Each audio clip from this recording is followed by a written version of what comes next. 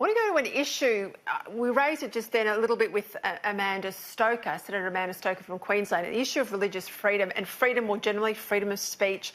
One of the bits of unfinished business, and it was a feature of the campaign when Bill Shorten went after Scott Morrison's Christianity, obviously is the issue of religious freedom. I think it's been very much typified in the Israel Folau decision. Even if you were, not a churchgoer, you've got faith just sort of as an aside to your life nowadays, you saw the personal implications of not having freedom of speech, freedom of association, freedom of religion in this country. And your heart went out to a bloke who feels his faith very keenly, even if you disagree with what he posted, the biblical quote that he posted.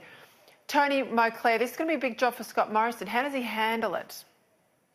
It's very interesting. I think he has the crowd behind him on this. Well, clearly he's got the mandate. He was popularly elected, but people knew about his religious faith going in. He was happy enough for people to see him at church, waving the hand. It didn't scare people. And I think people, the overwhelming temperature of the room as regards to his religious conviction is good on you, mate. Farewell.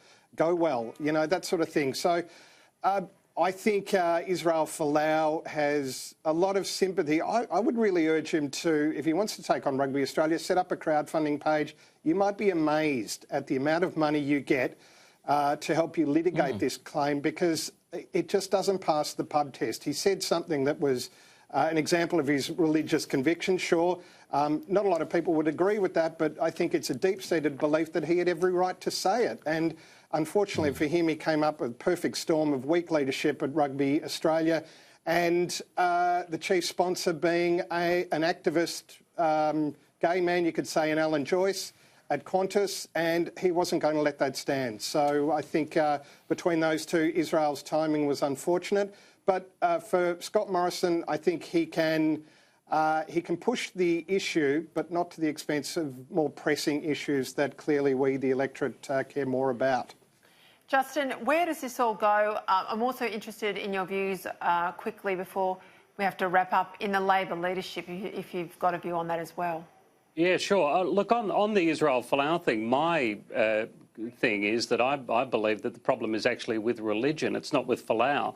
Folau is only repeating something that has been said for a couple of thousand years by all the major religions. They do not like homosexuals, and they never have. And they've been going on about it for years. It is only recently that they have gone quiet. Now, I think what he said is terrible and is incredibly damaging.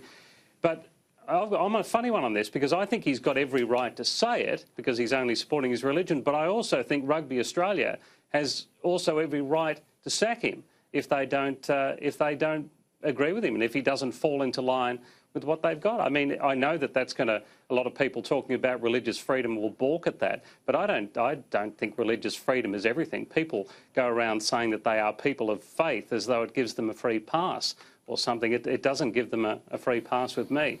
And as for the Labor leadership, I think Chris Bowen is probably far too poisonous at the moment to go anywhere near, because any words that he spits out over the next couple of years are going to be clouded by some of the policies we're putting out. I would think Albo is their man. He won't scare the horses for a couple of years. He'll keep it reasonably steady. Jeremy? Well, on the Israel situation, I haven't seen his contract. I don't know how much of their opposition to what he said is pinned on something that he agreed to. Yeah, but in general terms, one of the things I hope that ScoMo will do will be to do away with, or at least tone down, this political correctness. You can't sack somebody for saying something that is written in the Bible. What the hell are you going to do? You're going to ban the Bible because political correctness says that you've stepped on somebody's toes? I don't know.